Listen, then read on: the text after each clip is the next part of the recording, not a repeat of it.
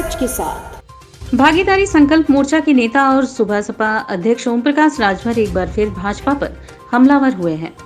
सोमवार को शिवपुर स्थित एक कार्यक्रम में पहुंचने के दौरान ओपी राजभर मीडिया से रूबरू हुए।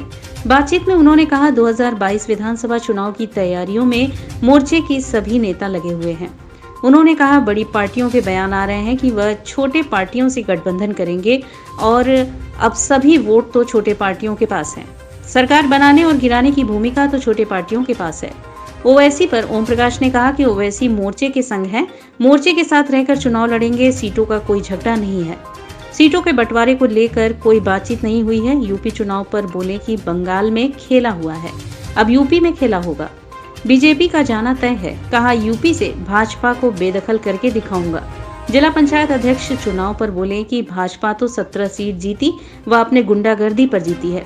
2022 में सरकार बनाने का दावा किया है। मना कौन कर रहा है? किसी को कहाँ कोई मना कर रहा है।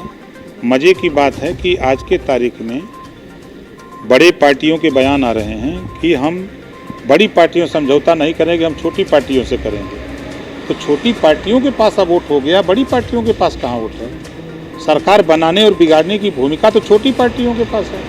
तो अब हमारे मोर्चे में जो पार्टियां हैं वो वोट है ना, कुशवाहा का वोट, प्रजापति का वोट, पाल का वोट, चौहान का वोट, बिंद का वोट, कश्यप का वोट, राजभर का वोट, पटेल का वोट, आपके बंजारा का वोट, अर्कबंसी का वोट, धोबी, धरकार, पासी, खट्टी, खेला, कुलड़ा का वोट, ये तमाम वोट हमारे साथ खड़ा है। ओवैसी जिस तरह की बात कर रहे हैं, क्या कहेंगे? ओवैसी जी कोई बात नहीं कर रहे हैं। ओवैसी जी मोर्चे में हैं, मोर्चे के साथ चुनाव लड़ेंगे ओवैसी जी, और सीटों का कोई झगड़ा नहीं है। अभी सीटों पे कोई बंटवारा भी, कोई बैठक भी नहीं हुई, कोई बात भी नहीं हुई है।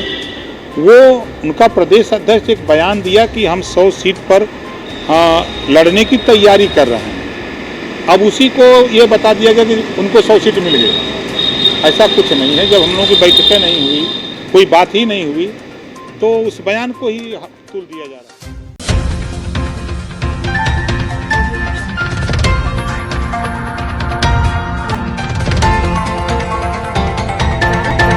लाइव सच के साथ।